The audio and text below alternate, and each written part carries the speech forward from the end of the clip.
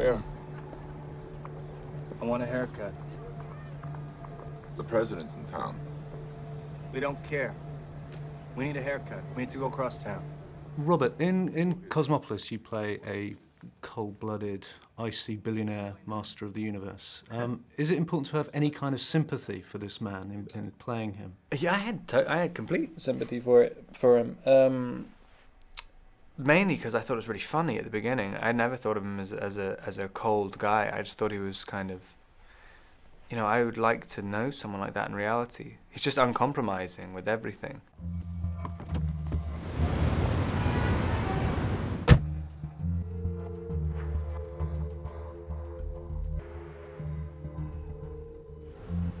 Where's your car?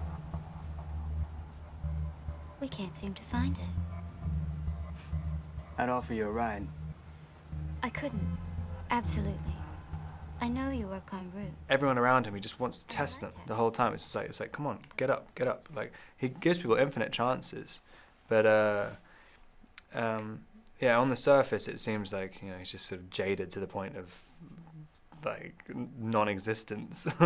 But yeah, I liked him a lot. He's really disconnected himself from life as most people live it.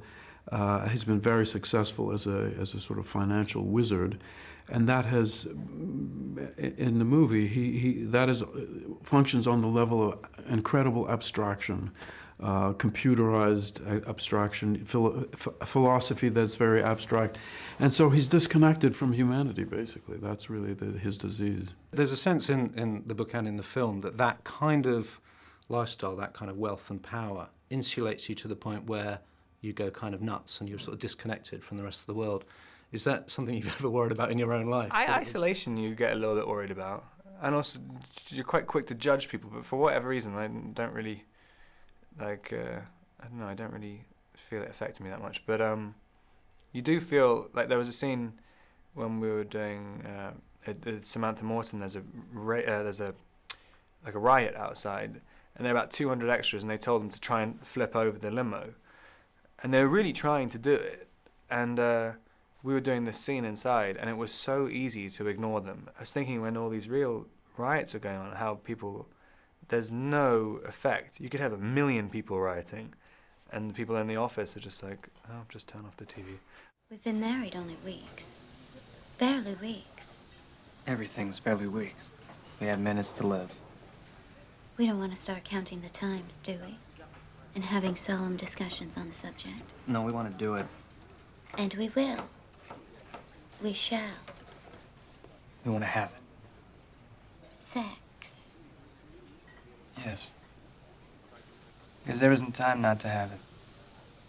Time is a thing that grows scarcer every day. What, you don't know this?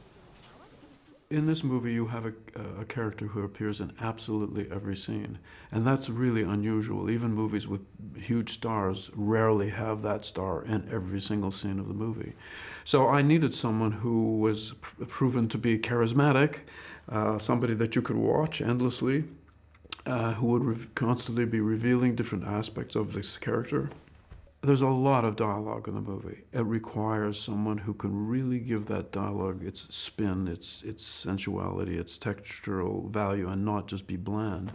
And I had seen other movies besides Twilight that Rob had done, and I really was convinced that he would be terrific. I always thought when I was doing the Twilight series, but whenever I had another one to shoot after, I always had kind of a constant safety net.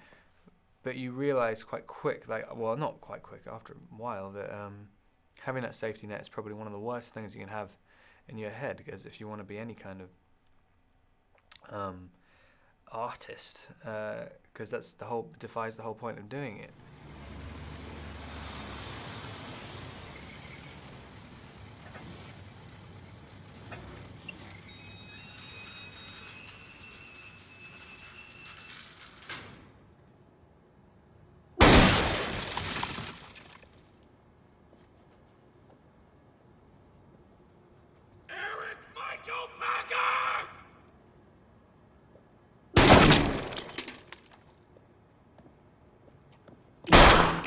Coming out now when nothing else is in the cinema apart from like superhero movies and stuff, I think I was a little bit worried about it coming out now, but like at the same time it's kind of cool that That's the like it's the 1%, but in a good way.